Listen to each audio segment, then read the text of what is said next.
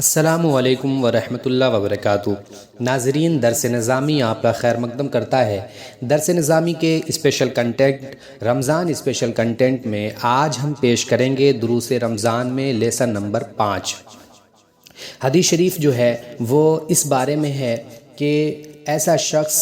جو اپنے نفس پر خوف کھاتا ہو، یعنی جو نکاح کرنے کی استطاعت نہ رکھتا ہو اور اسے خوف ہے کہ وہ کوئی غلطی نہ کر بیٹھے، تو ایسی صورت میں وہ کیا کرے۔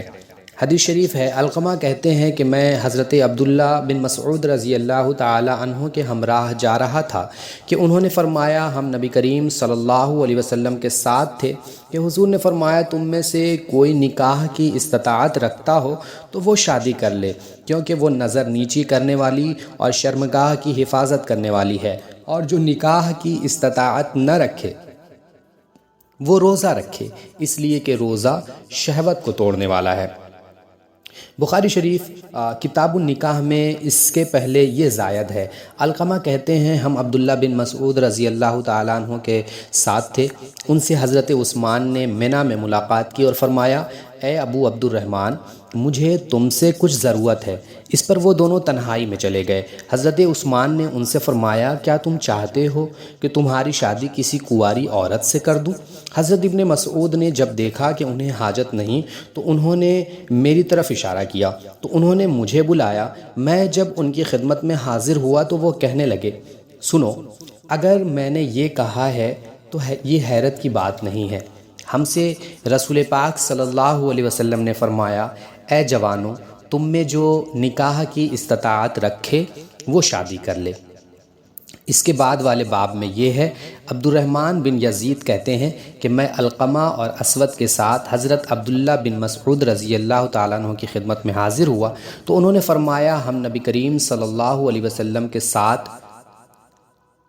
جوان اور بالکل نادار تھے۔ ہم سے رسول کریم صلی اللہ علیہ وسلم نے فرمایا اے جوانوں، تم میں جو نکاح کی استطاعت رکھے وہ شادی کر لے۔ اب اس حدیث شریف سے جو احکام مستنبط ہوتے ہیں وہ میں آپ کے سامنے پیش کر رہا ہوں۔ کتنے احکام ہیں اس پر غور کریں کہ اعتدال کی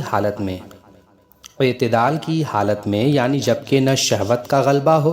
اور نہ نامرد ہو اور مہر نان و نفقہ پر قادر ہو تو نکاح کرنا سنت مؤکدہ ہے۔ اس وقت نکاح نہ کرنے پر اڑا رہنے والا گناہ گار ہے، اور اگر اس قصد سے نکاح کرے کہ حرام سے محفوظ رہے، سنت کی ادائیگی ہو اور تعمیل حکم ہو تو ثواب کا بھی مستحق ہے، اور اگر محض لذت اندرونی اور قضائے شہوت کی غرض سے ہو تو ثواب کا مستحق نہیں، صرف مباح ہے۔ اگر شہوت کا اتنا غلبہ ہو کہ اس کا قوی اندیشہ ہو کہ اگر نکاح نہیں کرے گا تو بدکاری میں مبتلا ہو جائے گا اور کوئی غیر فطری کام کرنے پر مجبور ہو جائے گا، اور مہر نان و نفقہ پر قدرت بھی ہو تو ایسی صورت میں نکاح کرنا واجب ہے، اور اگر یقین ہو کہ اس صورت میں نکاح نہ کرنے پر بدکاری میں مبتلا ہو جائے گا تو فرض ہے، اور اگر اس کا اندیشہ ہو کہ نان و نفقہ نہ دے سکے یا اور جو ضروری حقوق ہیں وہ ادا نہیں کر پائے گا تو ایسی صورت میں نکاح کرنا مکروہ ہے، اور اس کا یقین ہو تو حرام۔